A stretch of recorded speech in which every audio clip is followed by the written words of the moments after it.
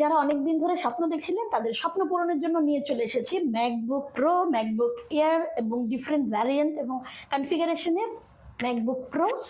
এই ডিভাইসগুলো নিয়ে চলে এসেছি আপনাদের সাথে একদম রিজনেবল প্রাইসের মধ্যে দিতে।